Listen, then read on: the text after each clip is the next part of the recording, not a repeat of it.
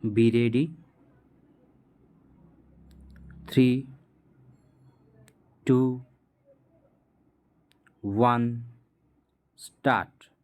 Having noticed the salient fact on which there is not much dispute, this court is firstly constrained to observe that there is no material or evidence to indicate what steps the corporation took between 30th April 1996 to 3rd February 1998. There is not one shred of evidence to indicate as to whether any notice was issued to the petitioner during this period to participate in the disciplinary proceedings. As noticed above, although the order dated 24th April 1998 asserts that various dates had been fixed by the inquiry officer appointed on 17th February 1997, no such notice has been placed on record, nor have details of any such notice been alluded to or disclosed in the affidavit filed in these proceedings on behalf of the corporation.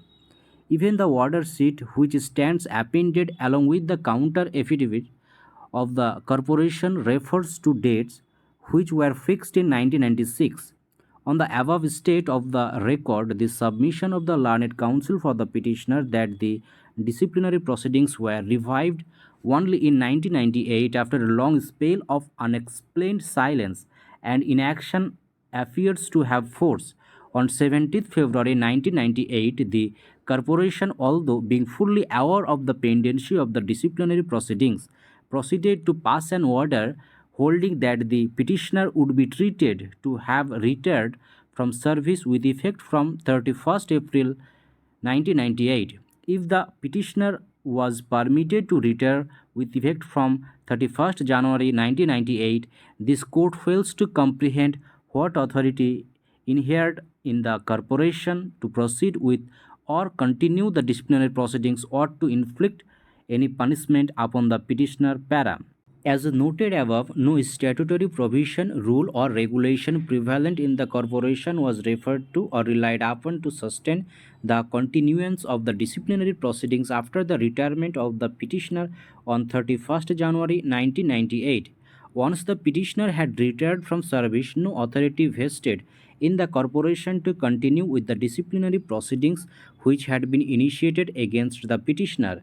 Retirement of an employee cuts the cord which connects the two entities and severs all relationship of master and servant or employer and employee. The retirement of an employee brings the curtain down upon the relationship of employer and employee.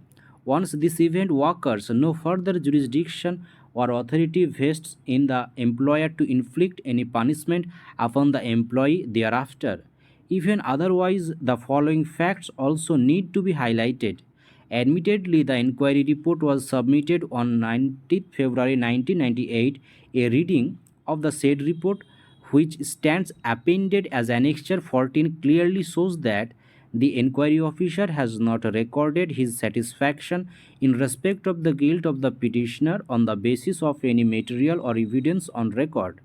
The only conclusion recorded by the inquiry officer is that since the petitioner did not cooperate with the disciplinary proceedings and that from his conduct it is clear that he does not want the proceedings to be concluded, he had no option but to record a finding that the charges stand proved para.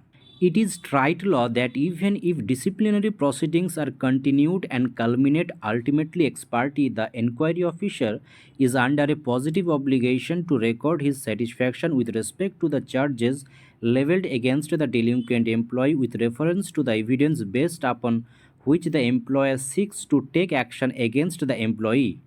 Even this rudimentary and settled principle was not borne in mind by the inquiry officer. The mistake committed by the inquiry officer, as noted above, was reiterated by the disciplinary authority inasmuch as neither in the order dated 24th April 1998 nor in the order dated 13th August 1999 has the disciplinary authority recorded any independent satisfaction with respect to the guilt of the petitioner based upon the evidence or material on record.